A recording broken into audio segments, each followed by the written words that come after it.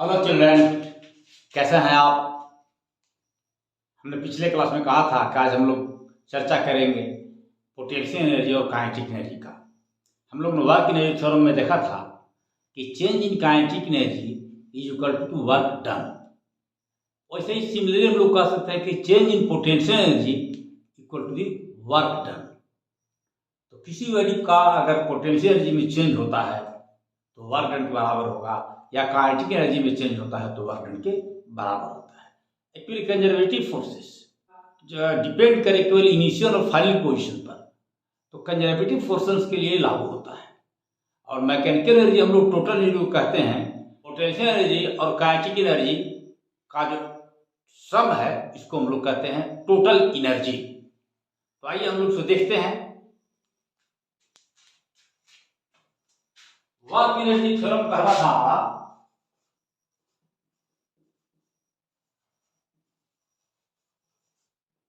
Theorem, हम 2-3 बार लिखे हैं, इसको पढ़ा है। तो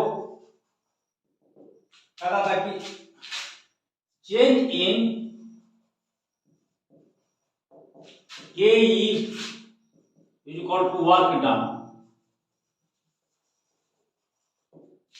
किसी ऑब्जेक्ट पर फोर्स लग रहा है और यह ऑब्जेक्ट है, इसका मास मान लीजिए कि m है और इस पर कोई F फोर्स लग रहा है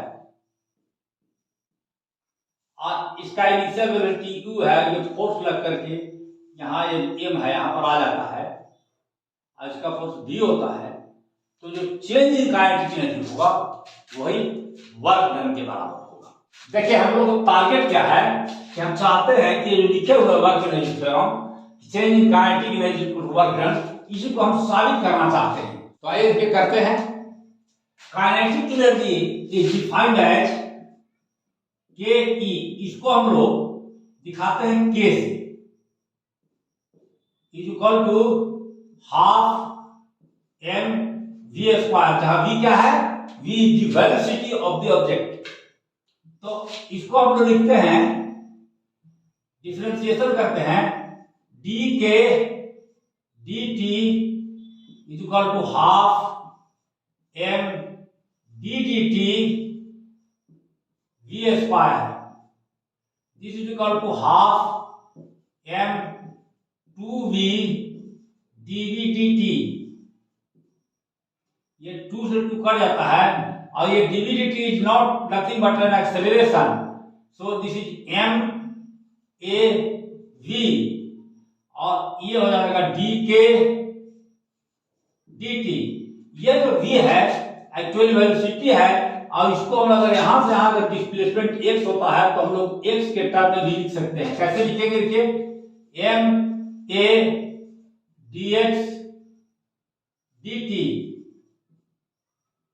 इक्वल टू डीके dt और डीके हो जाएगा,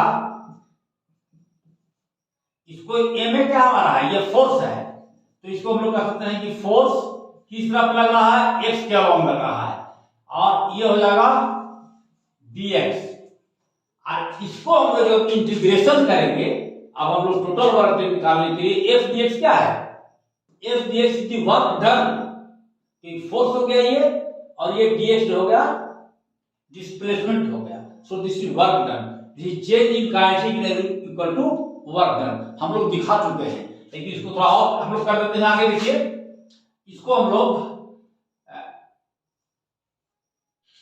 इंटीग्रेशन, इसको हम लोग इंटीग्रेशन करते हैं। देखिए ये जो होगा फाइनल, ये के आई अगर इनिशियल हो और के फाइनल काइनेटिक एनर्जी हो तो इसको भी हम लोग इंटीग्रेट करेंगे। ये अगर इनिशियल एक्स आई है, ये फाइनल एक्स एफ है, फाइनल पोजीशन। इसको हम लोग ऐसे लिखते हैं एफ एक्स और डिफरेंशिएशन डीएक्स का हो जाएगा, इंटीग्रेशन ये है डिफरेंशिएशन है तो सिर्फ बचेगा एक्स और इसको ऐसे लिखते हैं, ऊपर रहता है या अपर लिमिट को एक्स एफ कहेंगे और लोअर लिमिट के एक्स आई इनिशियल कहेंगे। वैसे ही हो जाएगा के, इसका होगा हो जाएगा अपर लिमिट हो जाएगा के एफ और लोअर लिमिट के आई, और उसको कैसे लिखते कैसे पहले ही बताए थे, घटा देते हैं के एफ माइनस इस के की जगह पर ये लिखें के I equal to f x, और ये हो जाएगा एक्स एस माइनस एक्स आई। ये वास्तव में क्या है, एक्स आई हमारा ये पोजीशन है और एक्स एफ हमारा ये पोजीशन है। तो यह जो दिखा रहा है डिस्प्लेसमेंट को दिखा रहा है, और इसका मतलब क्या है कि फोर्स इनटू डिस्प्लेसमेंट हमारा हो गया, और this is nothing change in kinetic energy, change in K E, this is equal to work done. यह हम लोग दिखा चुके और यह हम लोग को दिखाना था। तो आइए तो हम लोग इसी चीज को देखें कि कोई ऑब्जेक्ट ऊपर से नीचे गिर रहा है, फॉल कर रहा है, तो वहां पर क्या होता है, उसका पोटेंशियल एनर्जी क्या होगा और काइनेटिक एनर्जी में क्या चेंज होगा।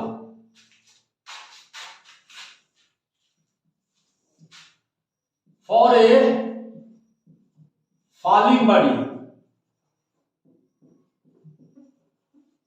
ऑफ मास एम मास है, यहां पर सिचुएटेड है एम मास, और यहां से वो नीचे गिरना शुरू करता है, पूरा ऊंचाई आता है, धरती तक आता है, अर्थ हमारा है।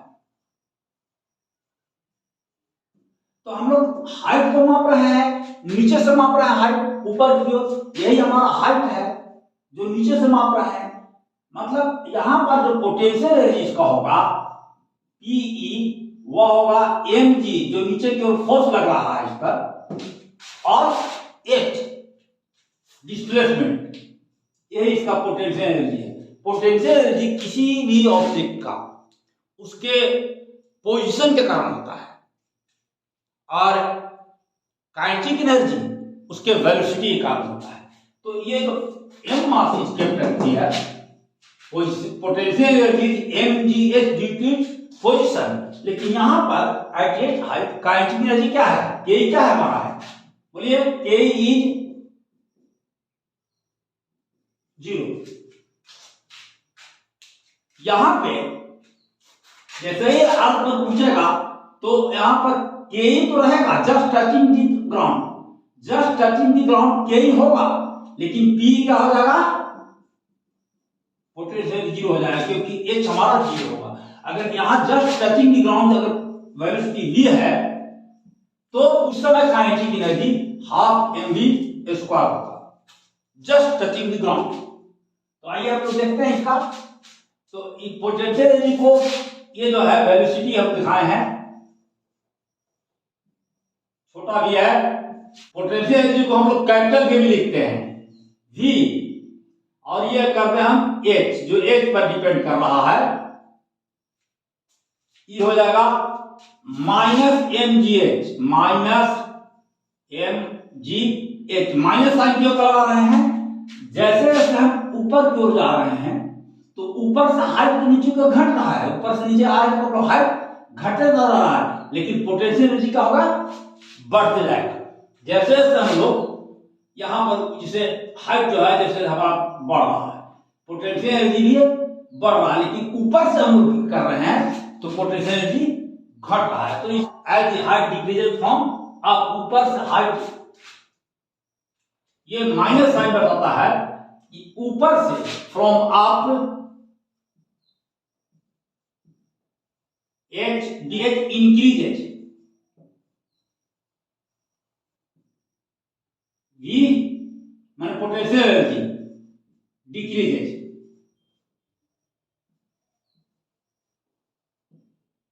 ओवरऑल पोटेंशियल एनर्जी को हमेशा और एक दूसरे से डिफाइन करते हैं।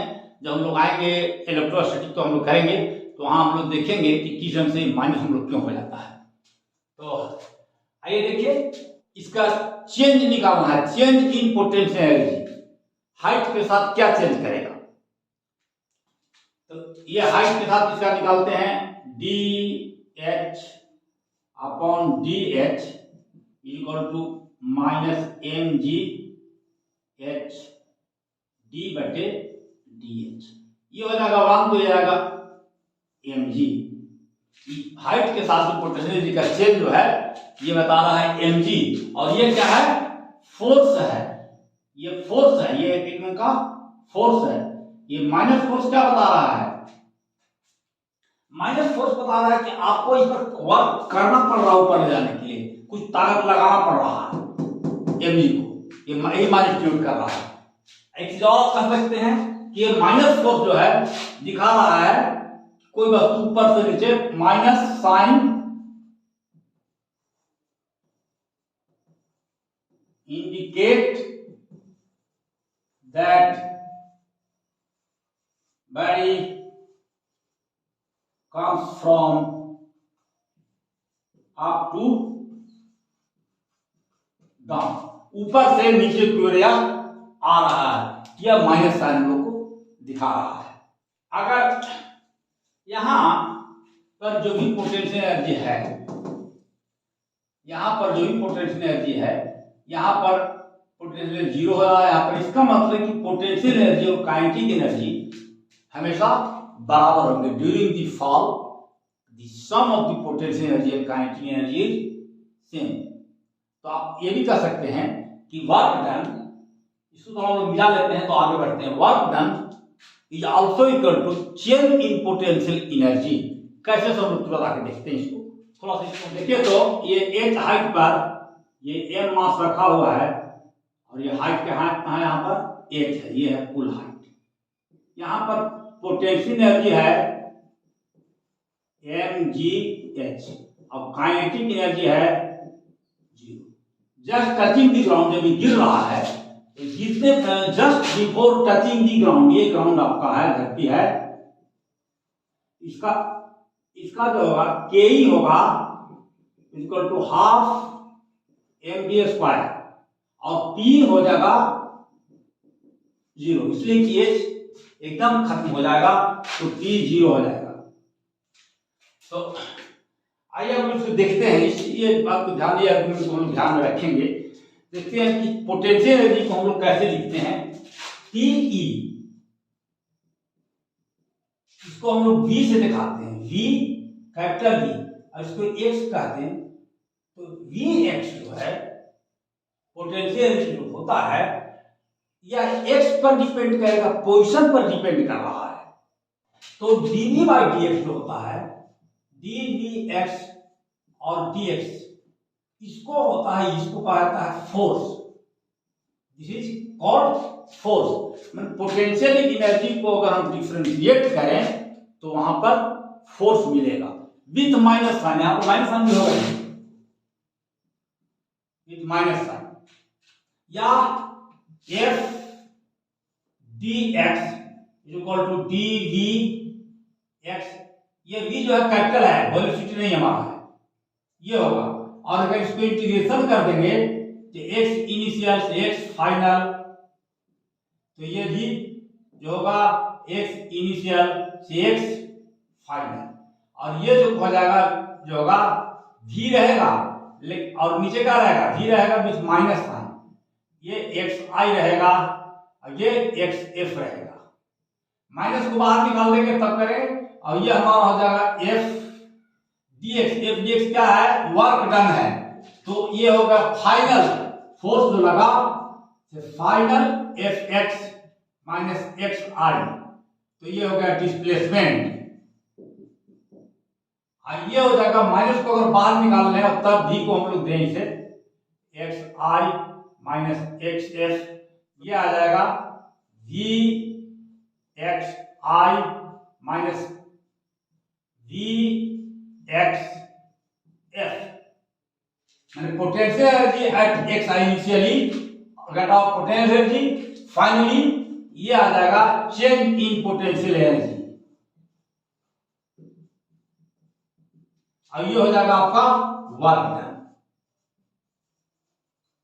इसके पहले हमने कहा था कि change in kinetic energy is equal to work done. अब हम कह रहे हैं कि change in potential energy is also equal to work done when the object is falling.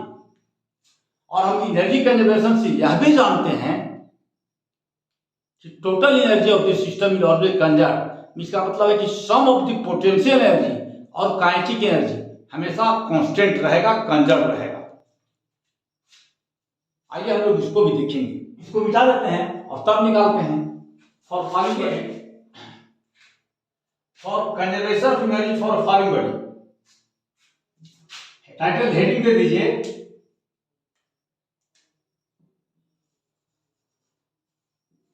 Conservation of mechanical energy for a falling body of mass h kept at height h under gravity। माने हम लोग विचार कर रहे हैं कि under the gravity M मास रखा हुआ है जो ऊंचाई पर है और एम मास जो है फ्रीली फॉल कर रहा है। ये एक और फोर्स आता है कि कंजर्वेटिव फोर्स की हम लोग बात करते हैं कि जो ग्रेविटेशनल फोर्स है ये कंजर्वेटिव फोर्स है। कंजर्वेटिव फोर्स का मतलब होता है जिसका टाइम इंडिपेंडेंट होता है, टाइम से इसको मतलब नहीं है, दूरी से मतलब नहीं है, बल्कि इसको मतलब है फाइनल पोजीशन से और इनिशियल पोजीशन से मतलब है। थोड़ा सा आगे हम लोग चर्चा करेंगे, कंजर्वेटिव फोर्स का थोड़ा सा चर्चा करेंगे इस चैप्टर में। अभी जो लोग करने जा रहे हैं उसको हम लोग देख लेते हैं। तो यहाँ पे क्या हो जाएगा, टोटल काइनेटिक एनर्जी हो जाएगा at the top, total kinetic energy K at top, उसको ये भी लिखा सकते हैं equal to PE plus K P m g h और के कितना है हाफ एम वी स्क्वायर। ये वी जीरो है तो हो जाएगा टोटल काइनेटिक एनर्जी, ये जीरो होने के कारण एम जी एच, यही है total TE, total kinetic energy एक आया। अब थोड़ा सा आइए बीच में इस पोजीशन पर आइए, इस पोजीशन पर ये मान लीजिए कि अर्थ से ये पोजीशन जो अर्थ से है एक्स दूरी पर है, एक्स हाइट पर है, या आप ये कहिए कि यह एक्स हाइट अगर फॉल कर गया है यहां से यहां तक इसी को, तो ये अर्थ दूरी हो जाएगा एक्स माइनस एक्स। अगर ये अर्थ से एक्स दूरी पर पहुंचा हुआ है तो ऊपर वाला होगा h माइनस एक्स और नीचे होगा x। तो एट दिस पॉइंट हम लोग इस बी पॉइंट पर कहते हैं, एट बी पॉइंट हम लोग के और पी निकाल रहे हैं। यहां पर K E plus P at point B,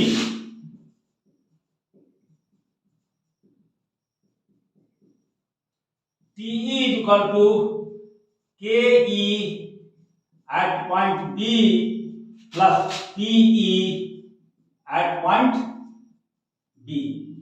यहाँ पर स्पीड मान लीजिए कि जब गिर रहा है तो यहाँ पर स्पीड v1 है या v स्पीड हम लोग मान लेते हैं, तो K हो जाएगा half m v b square, और ये ऊपर से नीचे गिर रहा है तो हाइट कितना हो गया h माइनस एक्स हाइट है, और नीचे हाइट कितना है ये एक्स है। तो हम लोग लिखेंगे ये होगा एम जी एक्स। अब वी बी स्क्वायर को हम लोग निकालते हैं दूसरे तरीका से। कैसे निकाले वी बी स्क्वायर को, क्योंकि वी बी यहां पर यू ऊपर हमारा जीरो था, यू इनिशियली जीरो था और ये वी बी हो गया, तो कैसे निकालेंगे v square equal to E square plus 2a, A की जगह पर g और s की जगह पर क्या हो जाएगा h minus x, H minus x. इसको आप सॉल्व कीजिएगा तो ये तो आपका 0 है, तो ये वी स्क्वायर इक्वल टू हो जाएगा 2g h minus 2g x, ये हो जाएगा। तो यहां पर हाफ एम वी स्क्वायर क्या होगा, यही चीज होगा 2g एच माइनस एक्स। ये तो आपका 0 हो रहा है, ये जो आपका है से 0 है। तो यहां पे आप लिख सकते हैं कि half m v v square के लिए होगा 2g h minus x plus m g x, और ये जो हो जाएगा ये कैंसिल हो गया, बचा एम, इसको तोड़ देते हैं, m g h minus m g x plus m g x, ये फिर कैंसिल आउट हो गया, क्या बचा m g x. Equation number 2 हो गया। इस बी पॉइंट पर भी देखिए टोटल एनर्जी है कि एमजीएच है,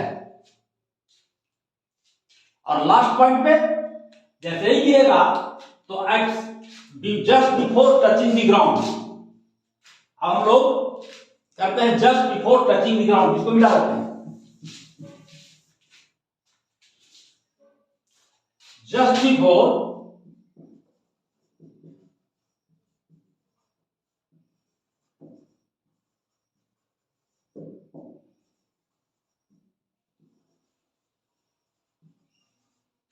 before touching the ground, E क्या हो जाएगा, total energy is K E plus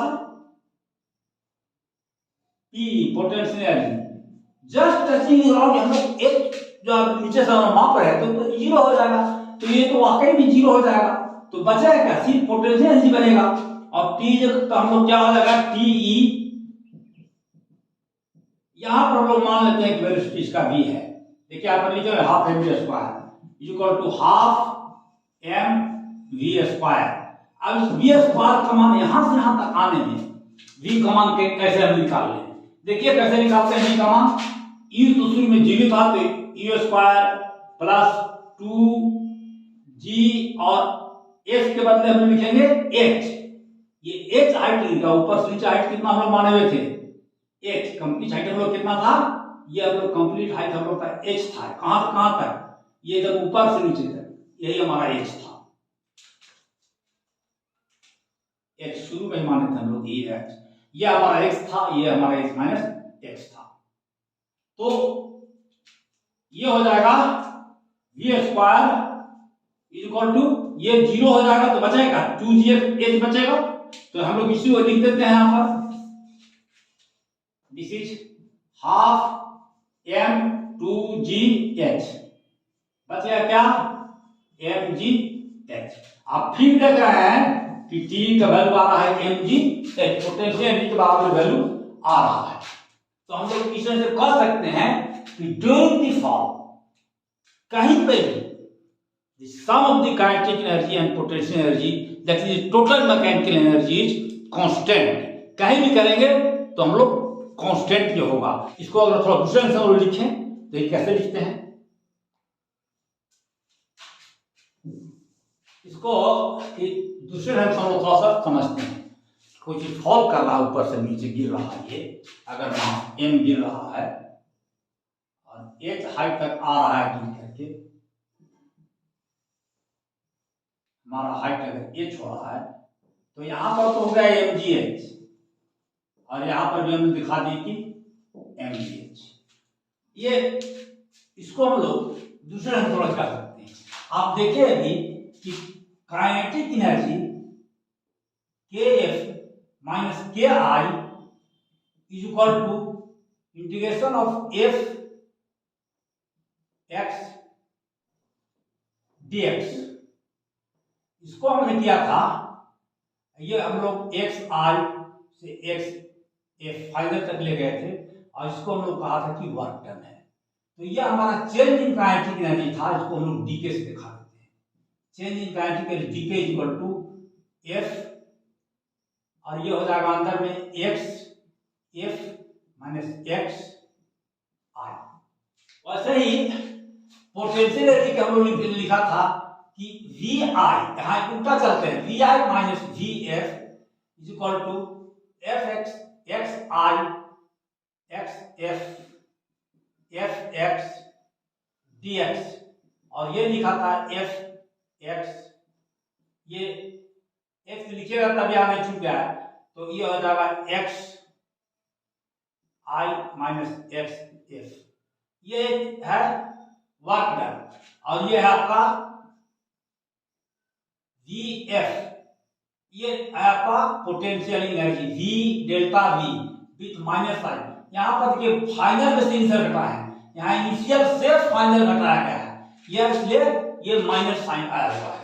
और हम लोगों ने यहाँ पर ये भी देखा कि यहाँ पर जो पोटेंशियल एनर्जी है वो है mgh, लेकिन यहाँ पर यही पोटेंशियल एनर्जी यहाँ पर आते आते काइनेटिक एनर्जी में बदल गया है, तो इसका मतलब potential energy is always equal to kinetic energy. तो हम लोग लिख सकते हैं कि Pe is equal to Ke, that is minus delta V is equal to delta K, और एक तरफ करते हम लोग लिखेंगे delta K plus delta V is equal to 0, और delta K plus V is equal to 0।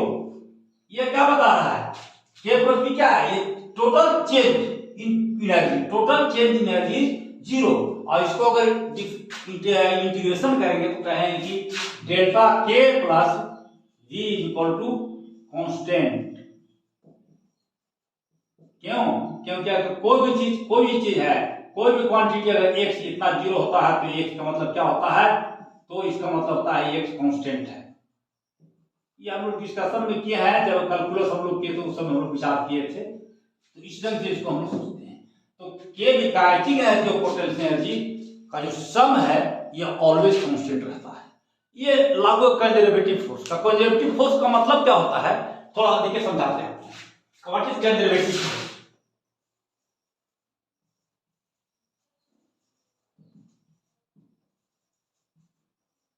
Force due to gravity is also conservative.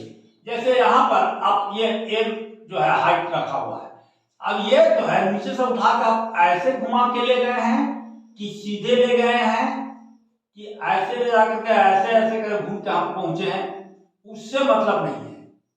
ये केवल सिर्फ इस पर निर्भर करेगा, पोजीशन पर, हाइट पर, इस हाइट पर निर्भर करेगा ये mgh। इस पर निर्भर नहीं करेगा कि कितना आपने डिस्टेंस तय किया, बल्कि इसका इनिशियल पोजीशन अगर m यहां है तो ये इनिशियल पोजीशन है,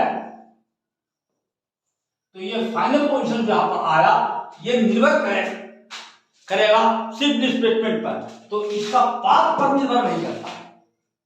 और जो नॉन कंजर्वेटिव फोर्सेस हैं पाथ डिपेंडेंट होते हैं, जैसे फ्रिक्शनल फोर्स है नॉन कंजर्वेटिव फोर्स है, लेकिन ग्रेविटेशनल फोर्स कंजर्वेटिव है। एक और देखिए, जब झूला झूलते हैं लोग तो करते क्या है, देखिए तो यहाँ पर से झूला झूलते हैं तो पहले यहाँ पर रहेगा बीच में, ये स्विंग करके यहाँ जाएगा, उस समय काइनेटिक एनर्जी जो होगा पोटेंशियल एनर्जी यहाँ पर जैसे पहुंचेगा यहाँ पर 0 हो जाएगा। क्या चीज? काइनेटिक एनर्जी वेलोसिटी यहाँ पर 0 हो जाता है तो काइनेटिक एनर्जी 0 हो जाएगा, टोटल पोटेंशियल बचेगा। ये झूला पोजीशन है, और फिर लौट कर यहाँ आ जाएगा, यहाँ पर फिर भी 0 हो जाएगा, तो टोटल क्या बचेगा? Potential energy. जबकि यहाँ पर इस बीच वाले पोजीशन पर सबसे ज्यादा हो जाएगा वेलोसिटी, और पोटेंशियल एनर्जी यहाँ पर 0 हो जाएगा, वेलोसिटी सबसे ज्यादा रहेगा। तो एक्चुअली पोटेंशियल एनर्जी 0 नहीं होगा, इसलिए हाइट तो कुछ न कुछ रहेगा हर स्थिति में, तो पोटेंशियल एनर्जी नहीं रहेगा। K plus V is always constant. तो ये कंजर्वेटिव फोर्स का एग्जांपल है ये झूला जो आप लोग देखे होंगे। एक और देखिए कंजर्वेटिव फोर्स का मतलब क्या है। देखिए अगर मान लीजिए कि कोई इंक्लाइंड सरफेस है और इस पर m कोई ऑब्जेक्ट है, m जो है मास जो है इंक्लाइंड पर फ्रिक्शन ये जो है फ्रिक्शन लेस है, और यहां से इस ग्राउंड तक आने में, ये ग्राउंड लेवल है, यहां से इसको आने में से 30 सेकंड समय लगता है। यहाँ फिसल के आने इसको टी सेकंड लगता है। अगर ये फ्रिक्शन लेस है तब टी सेकंड लग रहा है, और अगर सीधे यहां से अगर गिरेगा तब कितना समय लगना चाहिए, तभी टी सेकंड लगेगा। यही इसका मतलब हुआ कि अगर ये सीधे गिरेगा तभी टी सेकंड लगेगा, और अगर फिसलते हुए गिरेगा या रोलिंग करते हुए गिरेगा जो फ्रिक्शन लेस है तभी वही समय लगेगा। इसको इस पर एग्जांपल बहुत सारे क्वेश्चन मिलते हैं। जैसे मान लीजिए कि एक कौन है, ऐसे कौन है और एक आप यहां से गोला गिरा देते हैं, बोतल दिखेगा गोला गिराते हैं, ये गोला कौन के साथ ऐसे आता है, तो यहां पर इसका वेलोसिटी क्या होगा, ये गोला वेलोसिटी वही होगा जो कि अगर यहां सीधे गिराते, आइए हम मान लें कि फ्रिक्शन लेस है तो सीधे गिराते तो वाकई में जो एच हाइट इसका है, एच हाइट के कारण फ्रीली गिरने से जो वेलोसिटी होगा वह वेलोसिटी रिचार्ज होगा। ये इसका मतलब है, कंसिक्वेंस इसका है। तो ये आगे हम लोग देखेंगे नेक्स्ट क्लास में स्प्रिंग फोर्सेस के बारे में बात करेंगे। तो चलते हैं, तब तक के लिए मिलते हैं अगले क्लास में।